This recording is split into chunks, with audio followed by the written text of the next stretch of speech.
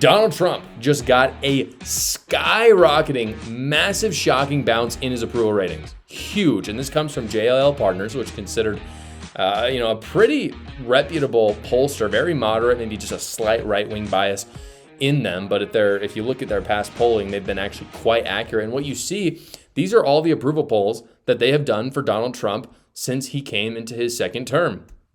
You can see he started off very strong. Again, that was in line with most of the pollsters. He's taken small dips along the way, but today he is at 55%, which is fantastic approval rating. I mean, if you're at like 47, I think you're pretty solid, especially on the national scale, because it's just hard to be in power in America. People are very skeptical of politicians, which is a good thing. But 55% is really good. It's a big recovery from 49%, which is the last time that they did this poll.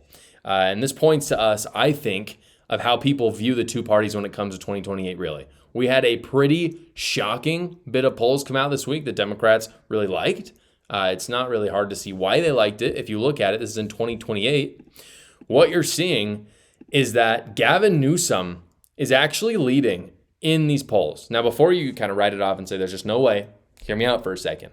Gavin Newsom beats JD Vance by 1%. Gavin Newsom beats Marco Rubio by 5%. And Gavin Newsom beats Donald Trump by 4%, 48% to 44%.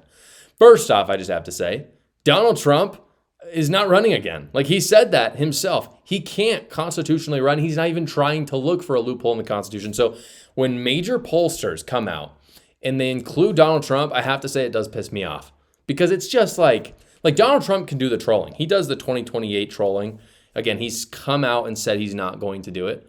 But when pollsters kind of do the trolling themselves, I think that's stupid, because it just lends to what Democrats and Trump derangement syndrome are saying about, oh, he's going to try to subvert the Constitution. He's not. He said he's not. However, JD Vance, who is the presumptive Republican nominee, Gavin Newsom, is actually leading him there. JD Vance will be the nominee, barring any huge scandal, whether you like it or not. I've got some reservations about JD. I know a lot of people who watch this show do. A lot of people also really like him. But the reason that the Democrat celebration, I think, is misplaced, actually, and that these polls are really not a big deal, is that on the same day, we got a poll of just the swing states. Again, that's national. Here is the swing state poll that came out, because that's actually what matters, because the Electoral College is actually how we elect people. 7 swing states: Arizona, Georgia, Michigan, North Carolina, Nevada, Pennsylvania, Wisconsin. With leaners, JD Vance leads 2%. So, and again, this is from Plymouth Union Public Research. Fairly reputable, pretty accurate in their polling in the past. So even if we assume that Gavin Newsom has the popular vote, which, again, if you want to write off that poll, I'm not, I'm okay with that. I'm amenable to that in some circumstances.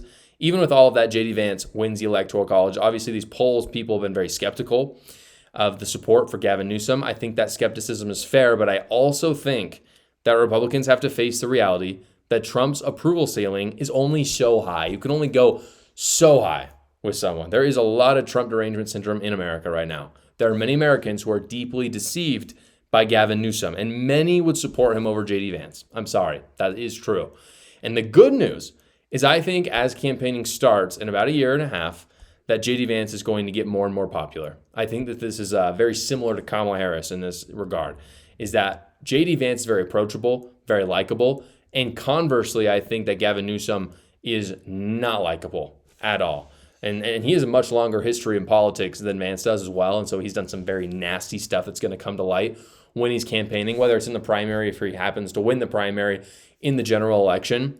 But I think just like Kamala Harris, people are going to like Newsom less and less, and they're going to like Vance more and more. That's why I don't ultimately think that Gavin Newsom is going to be the Democrat nominee, but only time will tell. Before we get back to the news, everybody, the progressive left is a cult. I talk all about it in my book, A New Cult, where I talk about how the left has literally done some crazy cultish stuff. I talk about some stories I can't talk about on YouTube, but go check it out right now. The link is in the description below. Thank you so much for watching this episode, everybody. Please like the video so other great patriots like yourselves will see it. And you can tune in every single weekday at 6 p.m. Eastern for the live show, or you can watch another video right here.